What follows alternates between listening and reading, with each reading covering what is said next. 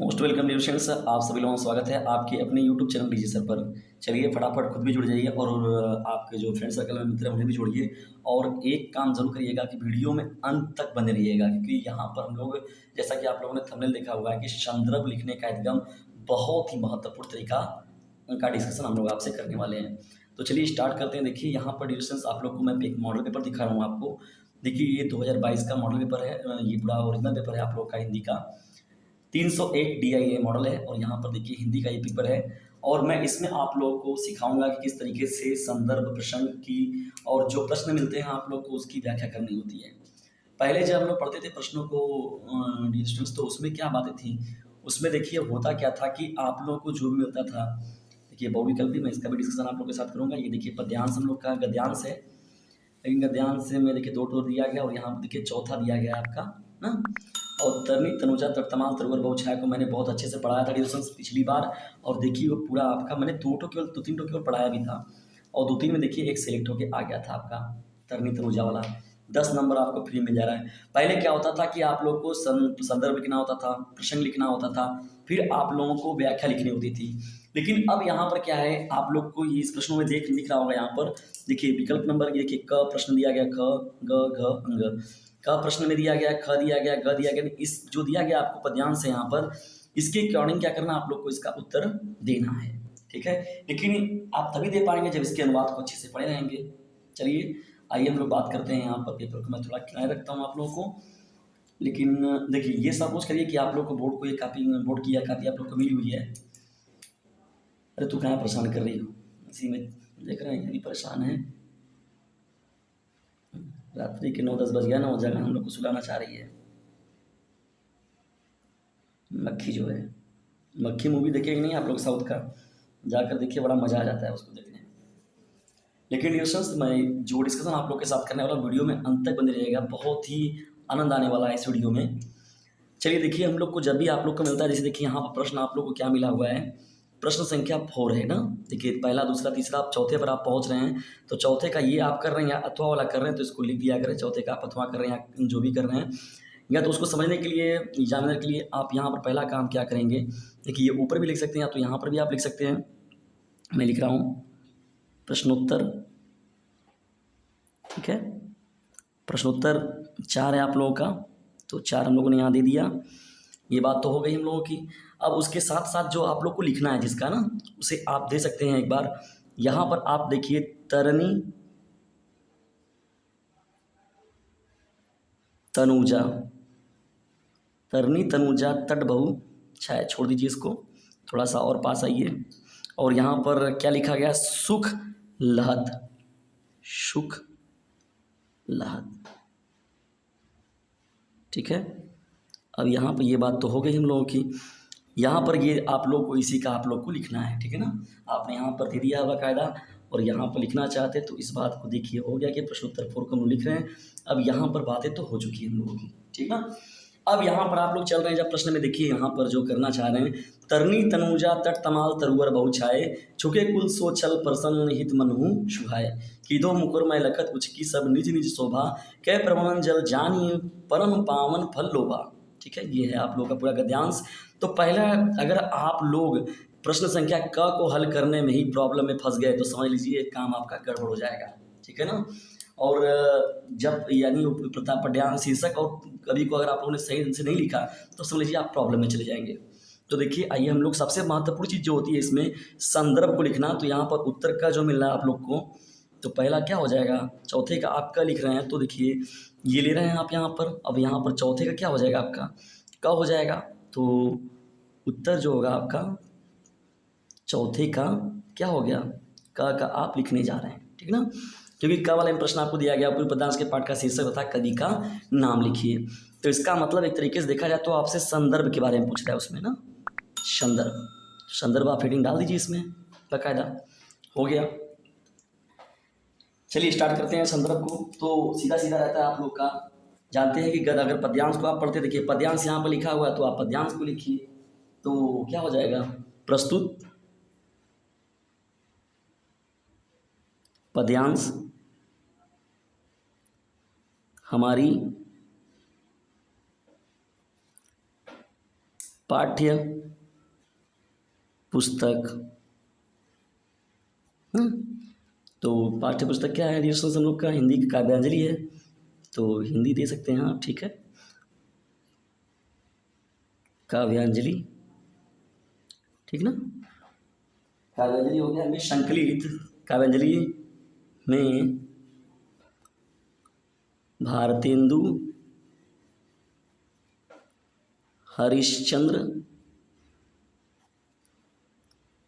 द्वारा रचित, मात्राओं का ध्यान देना बहुत जरूरी होता है, रचित यमुना छवि से लिया गया है, ठीक है ना। द्वारा रचित यमुना छवि से लिया गया है। देखिए सबसे बेस्ट अगर तरीका आप लोग को मैं बताऊं तो ये आपने देखिए संदर्भ को तो लिख दिया, ठीक है। अब आप लोग क्या करते हैं, देखिए भारतेंदु हरिश्चंद्र जी हैं द्वारा रचित, देखिए इन्हीं के द्वारा रचित है, तो यहाँ पर आप इनको क्या कर सकते हैं, ये मार्क ये आप लोग को अगर मिलता है तो ये आप ले लीजिए इसको। देखिए इससे अगर कर देते हैं तो थोड़ा एग्जामिनर को आप अलग से प्रभावित कर रहे हैं। और ये यमुना छवि की जो बात हो रही है इसको कर सकते हैं आप। यदि आप इससे नहीं करना चाहते, इतना समय आपके पास नहीं है, तो आप एक काम और देखिए, पेज पर अलग तरफ से चला आता है, आप ब्लैक पेन लीजिए। जो ये भारतेंदु हरिश्चंद्र को लिख रहे हैं तो इसको आप क्या करिए, ये इन्वर्टेड काम बना दीजिए यहाँ पर, ठीक है। यमुना छवि पर भी बना दीजिए आप, और यहाँ पर इसके नीचे जो है अंडरलाइनिंग कर दीजिए, ठीक है ना। इस तरीके से आप अगर अंडरलाइनिंग कर देते हैं तो ये आपके लिए बहुत बेस्ट हो जाएगा। इस तरीके से आप क्या करेंगे, एग्जामिनर को प्रभावित कर सकते हैं। आइए देखते हैं हम लोग प्रश्न ख को। देखिए प्रश्न ख आपको क्या दिया हुआ है, यमुना के तट पर किसके वृक्ष सुशोभित हो रहे हैं। बहुत ही महत्वपूर्ण प्रश्न है। यमुना के तट पर जो है वो किसके वृक्ष जो है वो सुशोभित हो रहे हैं। देखिए पहली बात हो रही है यहाँ पर ये जो है तरनी तनुजा तट तमाल। तो देखिए डिस्टेंस यहाँ पर जो प्रश्न है आप लोग का, यमुना के तट पर किसके वृक्ष जो है, तट तमाल, तमाल का जो वृक्ष है ना, तरनी तनुजा तट तमाल, तमाल का जो वृक्ष है डिस्टेंस वो क्या है, वो सुशोभित हो रहा है। यहाँ पर सीधा सीधा आपका प्रश्न हो जाएगा। अब यहाँ पर देखिए उत्तर जब आप आएंगे तो अब आपका उत्तर क्या होगा, ख की बात हो रही है तो यहाँ लिख लीजिए आप उत्तर क्या करने जा रहे हैं, आप चौथे का लिखने जा रहे हैं, ख वाले का। तो ख को ले लीजिए यहाँ पर से, का नहीं यहाँ पर आप ख ले लीजिए, ठीक है। ख में आप लोग का क्या है अब यहाँ पर प्रश्न, यमुना के तट पर किसके वृक्ष सुशोभित हो रहे हैं। देखिए तो सीधा सीधा जो प्रश्न पूछा जा रहा है बस उतने का उत्तर लिखिए, यमुना ना, यमुना के तट पर तमाल के वृक्ष सुशोभित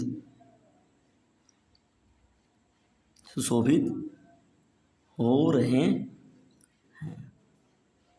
क्या आपका प्रश्न हो गया। कितना पहले से आपको समझिए कितना आसान कर दिया गया चीज़ों को, कितनी आसानी से आप चीज़ों को लिखते चले जा रहे हैं। देखिए तमाल के वृक्ष की बात हो रही है तो इसको थोड़ा सा अंडरलाइनिंग कर दीजिए। ये थोड़ा सा क्या होता है, एग्जामिनर को थोड़ा सा अट्रैक्ट करने के लिए बातें का प्रयोग जो आप लोग को बताया जा रहा है उसके लिए किया जाएगा ये चीज़ें।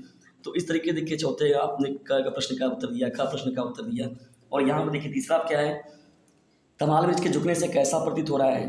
तो तमाल का वृक्ष देखिए जब झुक रहा है तो वो क्या कर रहा है, तरनी तनुजा तट तमाल तरुवर बहुछा है। तो तमाल का जो वृक्ष है वो क्या है, यमुना नदी के तट पर किनारे पर क्या हुआ है, झुका हुआ है।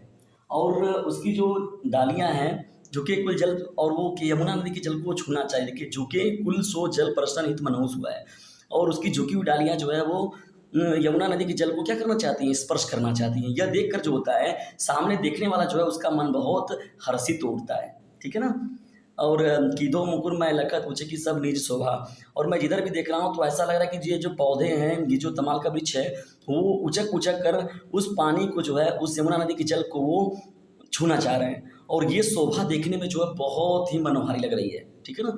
ये कै प्रवण जल जानी पावन, और वो इस तरीके से जल को इसलिए छूना चाह रहे हैं ताकि मतलब देखिए वो जानते थे कि यमुना नदी में भगवान श्री कृष्ण जी का वास है।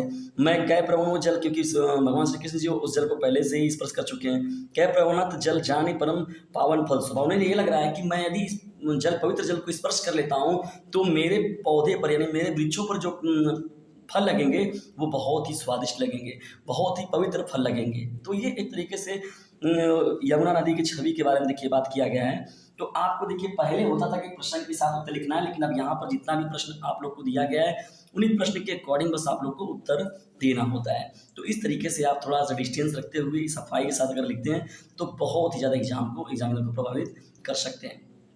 और जितना भी प्रश्न आपसे जैसे पूछा जाए 3-3 4-4 नंबर 2-2 3-3 2-2 3-3 लाइन 3-3 लाइन 4-4 लाइन लिखते हुए आप समझ लीजिए एक 10 नंबर आप अपने लिए सिक्योर कर लेंगे। और इसमें संदर्भ जो होगा वो बहुत ज़्यादा मायने रखेगा, ठीक है ना। संदर्भ जो होता है वो बहुत ज़्यादा मायने रखता है। देखिए तन्नी तनुजा दत्त शुक्ला जो ये पूरा का पूरा है, इसमें आप इस बात का भी लिख सकते हैं कि प्रसंग को भी डाल सकते हैं, लेकिन कोई मतलब नहीं है यहाँ प्रसंग डालने का, क्योंकि पहले संदर्भ प्रसंग संदर्भ और व्याख्या के रूप में लिखा जाता था, लेकिन अब यहाँ पर जब से प्रश्न पूछा गया तब उसके अकॉर्डिंग बात की जाती है।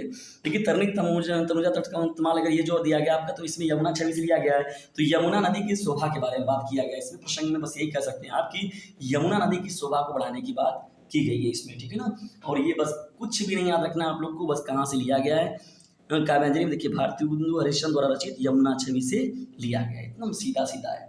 बस इतना सफाई से आपको लिखना है। गद्य में यदि आप रहते हैं तो गद्यांश याद रखना है आपको, और पद्य में रहेंगे तो पद्यांश याद रखना है, और संस्कृत में जब आप रहेंगे तो संस्कृत दिग्दर्शिका को याद रखना है। कितना इजीली आप लोग को समझिए 2 नंबर, ये 5 तो प्रश्न आपसे पूछा गया है, 2-2 नंबर के 1 प्रश्न होते हैं। यदि पहला प्रश्न आप पहचान नहीं पाते हैं, अगर गलत उत्तर देते हैं तो बहुत दिक्कत हो जाती है, क्योंकि यहाँ पर हम पहले ही नहीं समझ पाएंगे कि कौन से चैप्टर में है, तो ये दिक्कत हो जाएगी, बात प्रॉब्लम हो जाएगा वहाँ से आप लोगों को। देखिए अंग जो दिया गया, पद्यांश में प्रयुक्त अलंकारों के नाम लिखिए। पहले ही लाइन देखिए यहाँ पर, तरनी तनुजा तट तमाल तरुवर बहुछाए। देखिए त की आवृत्ति हो रही है, जब एक ही वर्ड की आवृत्ति बार बार होती है तो वहाँ पर कौन सा अलंकार होता है, अनुप्रास अलंकार होता है, ठीक है ना। तो अनुप्रास अलंकार है। अनुप्रास जो देखेंगे कभी भी काव्य में तो एकदम चौपरास की तरह मिलता है, गप मिलता रहता है हम लोग को, कुछ मिले चाहे ना मिले, लेकिन हर पंक्तियों में, ज़्यादातर पंक्तियों में जो होगा आप लोग को अनुप्रास अलंकार जो है वो ज़्यादातर देखने को मिलता है। तो यहाँ पहले ही पंक्ति में जो है वो तरनी तनुजा तट तमाल तरुवर बहुछाए में आपका अनुप्रास अलंकार है। तो इस तरीके से आप प्रश्नों का उत्तर दिया करें, ठीक है। सटीक दीजिए, अच्छे से दीजिए, बेहतर तरीके से दीजिए। और भी महत्वपूर्ण चीज़ों को पाने के लिए ज्वाइन करिए डीजे सर चैनल को, और डीजे सर चैनल को ज्वाइन करने के लिए डिस्क्रिप्शन बॉक्स में जाइए, वहाँ पर एक नंबर मिलेगा आपको 950 690 285 7। उससे खुद भी जुड़िए डिस्कशन और लोगों को भी जुड़िए, ताकि लोग लाभान्वित हो सकें। और जितनी भी मेरे पास मोस्ट इंपॉर्टेंट पीडीएफ वगैरह रहेंगे मैं आप लोग को पूरा का पूरा फ्री में अवेलेबल कराऊंगा। बस आप लोग को कुछ नहीं करना है, बस एक काम करना है छोटा सा, इसे अपने क्लासमेट पर शेयर जरूर करना है। यदि आप डीजे सर चैनल का हेल्प करना चाहते हैं तो बस इसे शेयर करिए। उसके अलावा मैं आप लोगों को हर एक व्यवस्थाएं जो दूंगा वो पूरा का पूरा फ्री मिलेगा, तो इससे खुद भी लाभान्वित होइए और लोगों को भी लाभान्वित कीजिए, ठीक है सर। मिलते हैं हम लोग नेक्स्ट वीडियो में, तब तक के लिए टेक केयर, गुड बाय, जय हिंद, जय भारत।